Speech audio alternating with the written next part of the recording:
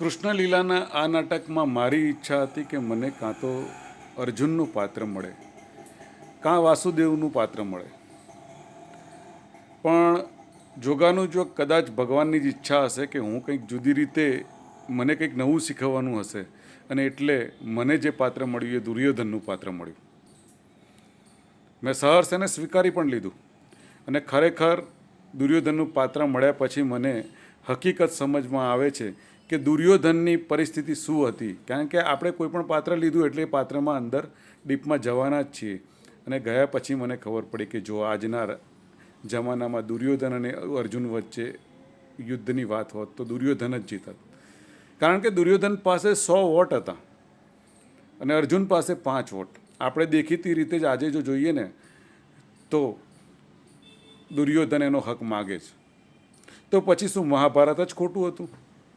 કૃષ્ણ ભગવાન અહીંયા ખોટા હતા કે યુધિષ્ઠિરની ટીમને રાજા બનાવવા માટે પ્રયત્ન કરતા હતા? તો ત્યારે મને હવે સમજમાં આવ્યું કે આ જે 100 હતા ને એ 100 એવી પ્રવૃત્તિમાં જોડાયેલા હતા જે સમાજની વિધ્વંસક પ્રવૃત્તિ હોય. સમાજનું વિસર્જન કરવામાં, સમાજને શોષવામાં, સમાજને નુકસાન પહોંચાડે તેવી પ્રવૃત્તિઓમાં રચી પચેલા લોકો હતા. અને જો દુર્યોધનનો વિજય એનો મતલબ એમ હતો કે સમાજની અસુરક્ષિતતાનો વિજય હતો.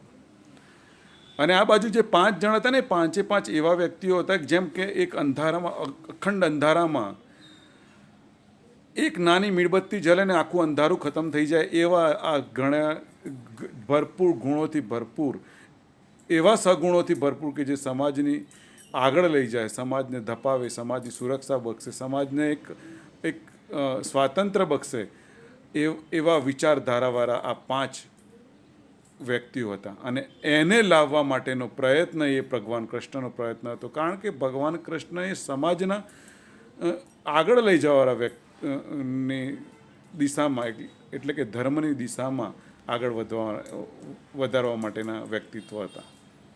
તો આ ભેદ હતો.